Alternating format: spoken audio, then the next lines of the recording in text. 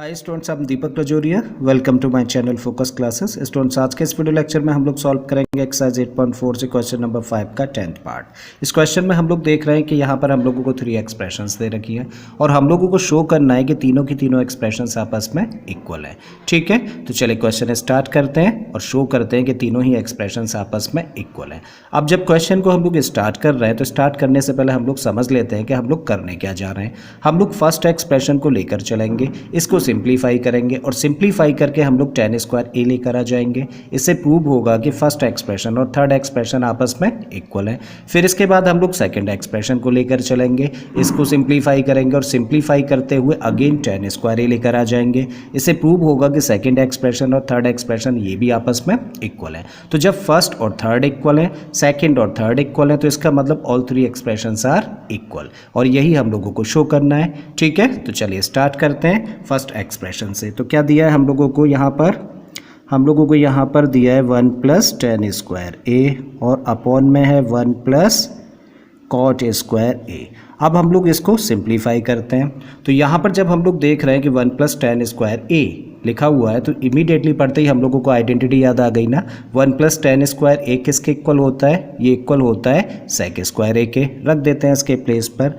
तो 1 plus tan square a के place पर हम लोगों ने रखा sec square a। Again 1 plus cot square a किसके इक्वल होता है? ये होता है cosec स्क्वायर a के इक्वल। तो रख देते हैं इसके प्लेस पर cosec square a।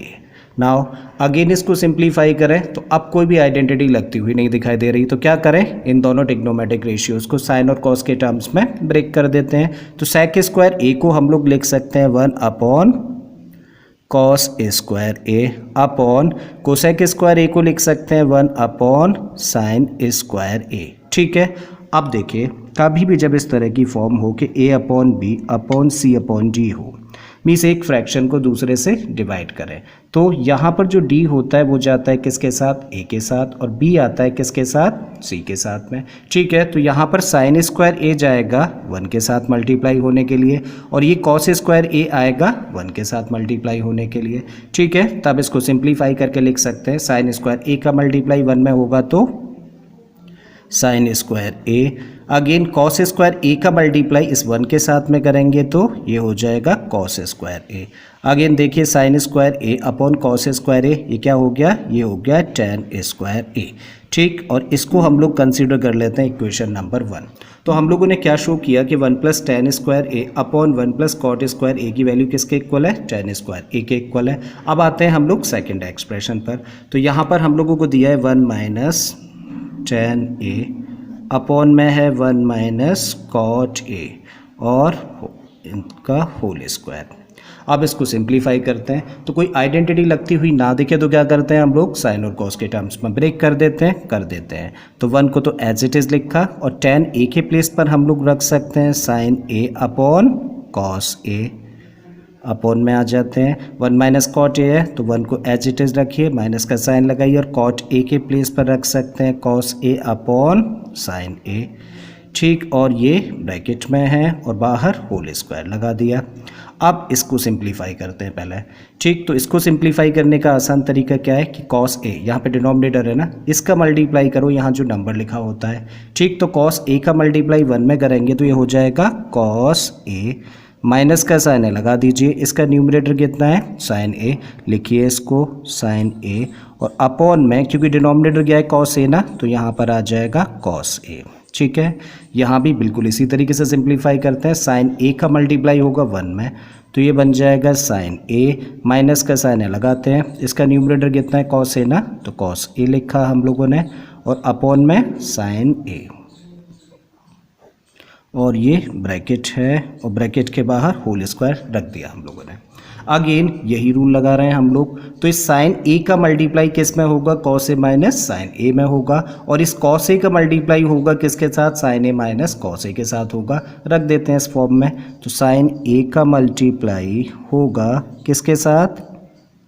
Cos A minus sine ए के साथ में, और इसी तरीके से कॉस ए का मल्टीप्लाई होगा किसके साथ? साइन ए माइनस कॉस ए के साथ। ओके, और ये सब एक ब्रैकेट में है और ब्रैकेट के बाहर होल स्क्वायर है। फर्दर इसको सिंप्लीफाई करते हैं। सो दिस इक्वल टू अब देखिए sine A upon cos A as it is रहने देते हैं। यहाँ पे cos A minus sine A है और यहाँ sine A minus cos A है। यहाँ पे देख रहे हैं दोनों ब्रैकेट्स के अंदर जो ट्रिग्नोमेट्रिक रेशियोज़ है वो सेम है ना, सिर्फ फ़र्क क्या है, साइन का फ़र्क है। यहाँ पे कॉस ए पॉजिटिव है, यहाँ पर नेगेटिव है, यहाँ साइन ए नेगेटिव है, यहाँ पर साइन ए पॉजिटिव है। ठीक है, तो अगर हम लोग यहाँ से इस ब्रैकेट में से माइनस कॉमन ले लें तो माइनस कॉमन लेने से क्या होगा, जो पॉजिटिव है वो नेगेटिव हो जाएगा, जो नेगेटिव है वो पॉजिटिव हो जाएगा। ठीक है, और दोनों ब्रैकेट्स एक जैसे हो जाएंगे और कैंसिल आउट हो जाएंगे। करेक्ट, तो चलिए माइनस कॉमन ले रहे हैं कहाँ से, इस ब्रैकेट में से। ब्रैकेट लगा देते हैं पहले, और इस ब्रैकेट में से माइनस कॉमन लेके हम लोगों ने सबसे पहले लिख दिया, फिर क्या है साइन ए, ये लिख दिया। और अब जब क्योंकि माइनस कॉमन हम लोगों ने यहाँ से ले लिया है तो ये जो साइन ए नेगेटिव था ये क्या हो जाएगा, पॉजिटिव हो जाएगा। पॉजिटिव है तो इसको हम लोग पहले लिख देते हैं, और कॉस ए पॉजिटिव था तो अब ये कैसा हो जाएगा, नेगेटिव। ठीक है, तो इसको इसके बाद लिख दिया हम लोगों ने। ठीक, अपॉन में एज इट इज़ हम लोग रख देते हैं। तो क्या है यहाँ पर, कॉस ए और sign A minus cos A, bracket close और ब्रैकेट के बाहर होल स्क्वायर है। अब हम लोग देख रहे हैं साइन ए माइनस कॉस ए यहाँ पर है और साइन ए माइनस कॉस ए यहाँ पर भी है, तो ये तो एक जैसे ब्रैकेट्स है, दोनों आपस में cancel. So this equal to, अब क्या बचता है हम लोगों के पास में, माइनस का साइन ए अपॉन कॉस ए, और ये एक ब्रैकेट में है और ब्रैकेट के बाहर होल स्क्वायर है। ठीक है, तो माइनस साइन है, लगा रहने दीजिए। साइन ए अपॉन कॉस ए क्या होता है, साइन ए अपॉन कॉस ए होता है tan ए, तो यहाँ पे हम लोगों ने रखा tan ए, और ये ब्रैकेट था और ब्रैकेट के बाहर होल स्क्वायर। अब देखिए किसी भी नेगेटिव नंबर का जब स्क्वायर करेंगे तो हमेशा कैसा होता है, पॉजिटिव होता है, और जब tan ए का स्क्वायर करेंगे तो ये हो जाएगा tan स्क्वायर ए। करेक्ट, और ये बन गई हम लोगों की इक्वेशन नंबर 2। अब इक्वेशन नंबर 1 और 2 को हम लोग देखें तो इक्वेशन नंबर 1 में हम लोगों ने बोला कि 1 plus tan square A upon 1 plus cot square A की वैल्यू tan स्क्वायर ए के इक्वल है। साथ ही 1 minus tan A upon 1 minus cot A का होल स्क्वायर भी tan स्क्वायर ए के इक्वल है। इसका मतलब ये तीनों ही एक्सप्रेशंस आपस में कैसी हो गई, इक्वल हो गई। ठीक है, और यही हम लोगों को शो करना था। आई होप स्टूडेंट्स क्वेश्चन आपको समझ आ गया होगा। अगर ऐसा है तो प्लीज़ वीडियो को लाइक कर दें, चैनल को सब्सक्राइब कर लें, और बाकी के क्वेश्चंस के लिए आप मेरी प्लेलिस्ट में चले जाइए। इस तरह के बहुत सारे क्वेश्चंस मैंने ऑलरेडी अपलोड किए हैं। मैं फिर से आता हूँ एक नए क्वेश्चन, एक नए कॉन्सेप्ट के साथ में। Till then keep learning and thank you for watching this video.